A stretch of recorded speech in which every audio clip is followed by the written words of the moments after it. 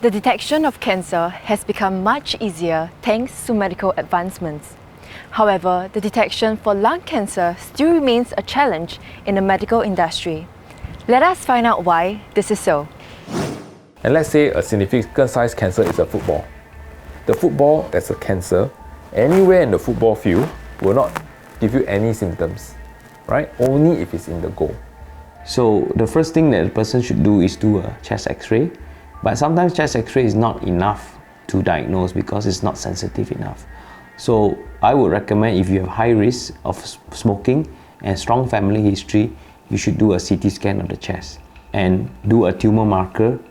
Nowadays we have a carcinoembryonic antigen called a CEA, which sometimes can show up that there is raised and we can suspect that you may have lung cancer. There's a specific type that has very low radiation and doesn't use contrast, so it's called low dose non-contrast CT scan. That's about like a screening tool to scan the lung. They will see whether there are any nodules that need to be followed up, and they will do a few scans to check them that it's not getting bigger. But saying that, more often than not, a lot of these nodules in the lung can just be scarring, may not actually be cancer. In the past, lung surgery involves the opening of chest and the removal of ribs. Fortunately, at this day and age, such a drastic procedure is no longer needed. Video-assisted thoracic surgery is use of a small incision, like a keyhole surgery, into the chest without damaging and opening up the chest cavity using the conventional methods. So this improves recovery because hospitalization stay will be shorter, there will be less post-operative pain, the patient will be ambulated or mobilized easier in the ward, and also early going home and early return to work. Video-assisted thoracic surgery comes in where there's some abnormality with your scan where you need a biopsy. So early lung cancer or early changes in the lung seen from CT scan, we can use VATS to make a diagnosis, and also if the diagnosis is cancer, we can offer a surgery right away for the patient without increasing or another admission for another operation. Normal lobectomy using a video-assisted thoracic surgery technique will be about 2 hours in total. These include doing the lobectomy, removing the portion of the lung, taking out the lymph nodes as well as the rest of the operation. Mostly we do it for early lung cancers where the tumor is very small, and the surgery for lobectomy is done through a keyhole technique. If the tumor is too big, of course, then VATS technique is not indicated.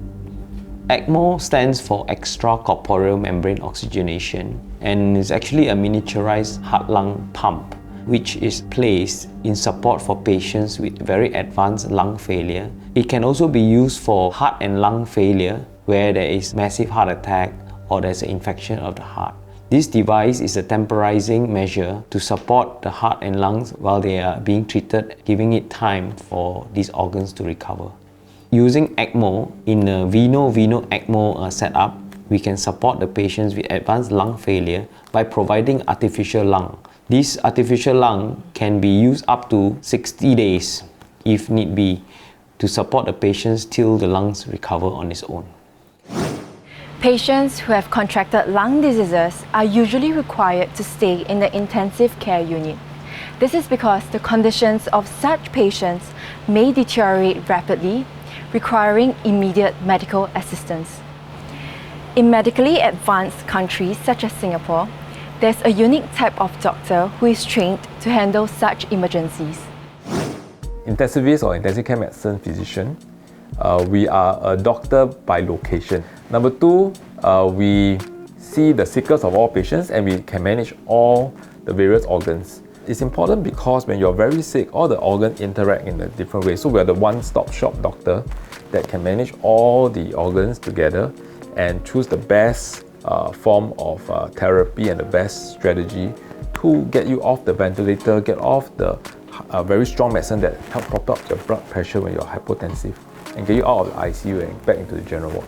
So I like to coin the term that we are like the general practitioner or the general physician of the very sick. Thank you for watching this episode on the lungs. If you have any medical inquiries, please feel free to contact us and we'll be sure to assist you.